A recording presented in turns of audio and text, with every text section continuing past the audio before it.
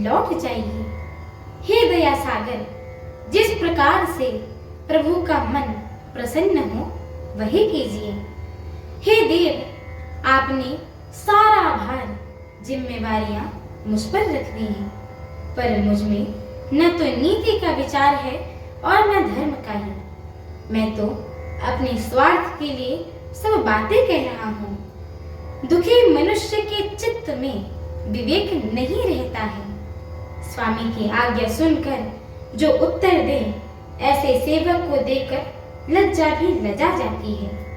मैं अवगुणों का ऐसा अथाह समुद्र हूँ कि प्रभु को उत्तर दे रहा हूँ, किंतु आप स्नेहवश साधु कहकर मुझे सराहते हैं। हे कृपालु, अब तो वही मत मुझे भाता है जिससे स्वामी का मन संकोच ना पाए। प्रभु के चरणों की शपथ है, मैं सत्य भाव से कहता हूँ, जगत के कल्याण के लिए एक यही उपाय है।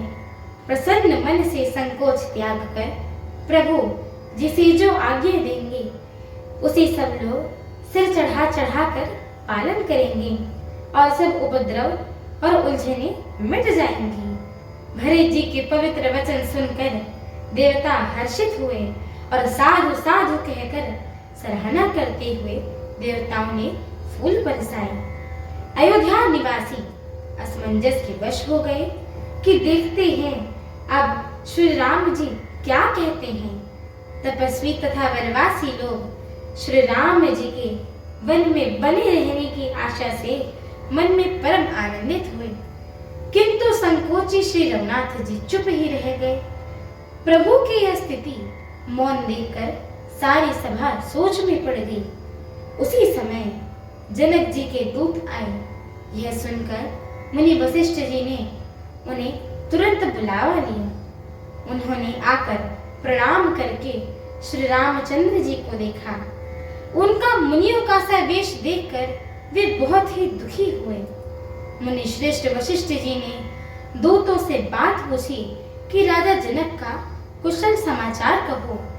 यह मुनि का कुशल प्रश्न सुनकर सकुचाकर पृथ्वी पर मस्तक नवाकर वे श्रेष्ठ दूत हाथ जोड़कर बोले कि हे स्वामी, आपके आदर के साथ पूछना यही है गोसाई कुशल का कारण हो गया।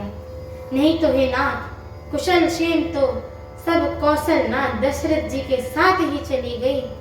उनके चले जाने से यूं तो सारा संसार अनाथ स्वामी के बिना असहाय हो गया, किंतु मिथिला और अवध तो विशेष रूप से अनाथ हो गए।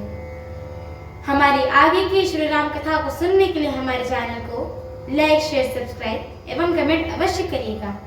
एवं आप सभी हरि भक्तों से हम दोनों बहनों का एक छोटा सा निवेदन है कि कृपया आप सभी हमारे श्री रामचरितमानस जी के इस पाठ को पूरा अवश्य सुना करिए, क्योंकि स्वयं परम पूज्यपाद श्रीमद गोस्वामी तुलसीदास जी महाराज कहते हैं कि जो भी नर नारी, मनुष्य, जीव जंतु एवं पशु पक्षी प्रभु श्री रामचरितमानस जी के इस मंगलमय पाठ को सुनते हैं, गाते हैं, कहते हैं एवं श्रवण करते हैं, उनके जन्म जन्मांतर के सारे पाप नष्ट हो जाते हैं। तो एक बार प्रेम से बोलिए, मर्यादा पुरुषोत्तम प्रभु श्री रामचंद्र की जय हो। जगत जननी माता जानकी की जय हो। लखन लाल की जय हो। अयोध्या धाम की जय हो। तुलसीदास जी महाराज की जय हो। सरयू मैया की जय हो। एक बार प्रेम से बोलिए, बालाजी महाराज की जय हो। पवन सुत हनुमान की जय हो। जय श्री राम। जय श्री राम।